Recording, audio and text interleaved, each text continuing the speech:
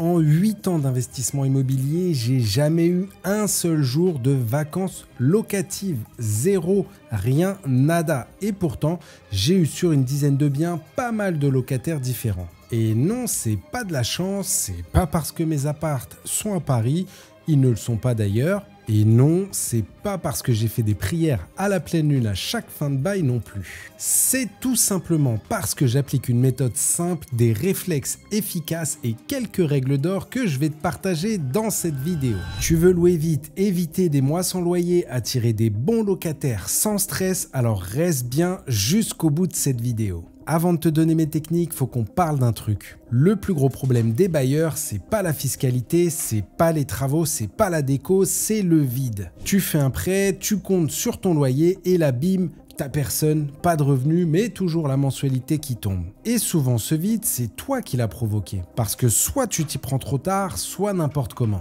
T'as un préavis de 3 mois et t'attends le dernier moment pour relouer. T'as un bien pas assez visible, des photos moches ou merdiques et une annonce écrite à l'arrache du genre beauté 2, calme, quartier agréable, faire offre. Tu veux que ton appart se loue vite? Alors faut le traiter comme un produit à vendre. Premier réflexe, ne jamais attendre la fin du préavis.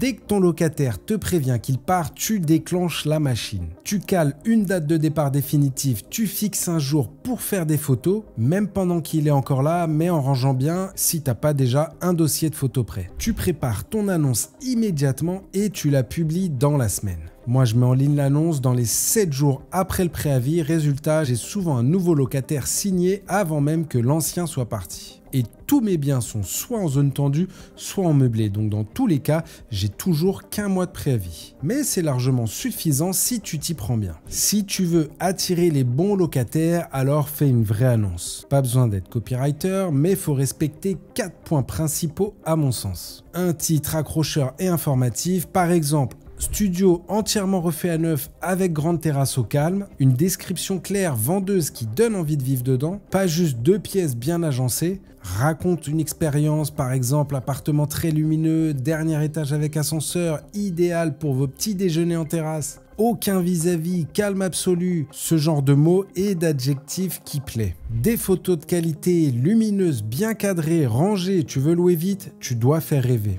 Un loyer cohérent, ça veut pas forcément dire le plus bas, au contraire, mais sois juste en ligne avec le marché. Donc fais tes devoirs. Sinon, tu fais fuir ou tu attires des profils pas fiables et ça, c'est ce qu'on veut absolument pas. Et en bonus, mais aussi des informations pratiques, les transports, les commerces, les commodités, les écoles, etc. Faut que la personne puisse se projeter. Maintenant, une fois les contacts reçus, là aussi, faut pas faire n'importe quoi. Je te partage ma méthode en 4 étapes. Je fais un premier tri par mail des messages reçus. Tous les messages impersonnels, genre toujours dispo, point d'interrogation ou bonjour, ça dégage. Quand vous voyez dans l'annonce premier contact par messagerie avec les informations suivantes, nom, prénom, numéro de téléphone, situation professionnelle, revenu, type de garantie ou de caution et que vous mettez rien de tout ça, comment voulez-vous qu'on vous donne une chance d'avoir le logement?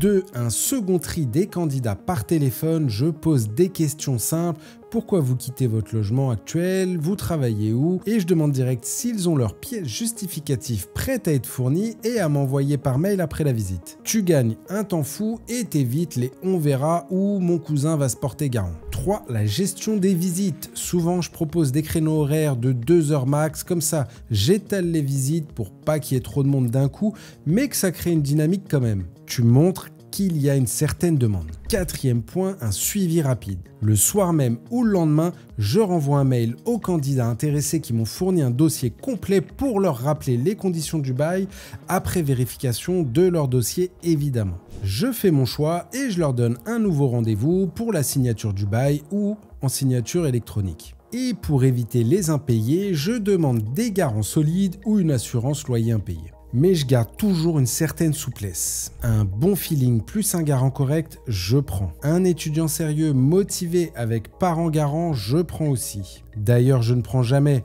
entre guillemets, le meilleur dossier, celui avec le plus gros salaire, parce que ce qui compte, c'est pas d'avoir un dossier parfait sur le papier, mais fiable dans la vraie vie. Et pour ça, le premier contact, l'échange, les réponses, ça en dit beaucoup plus que n'importe quel CDI à 4000 balles. Dernier élément, très important, fidélise tes locataires.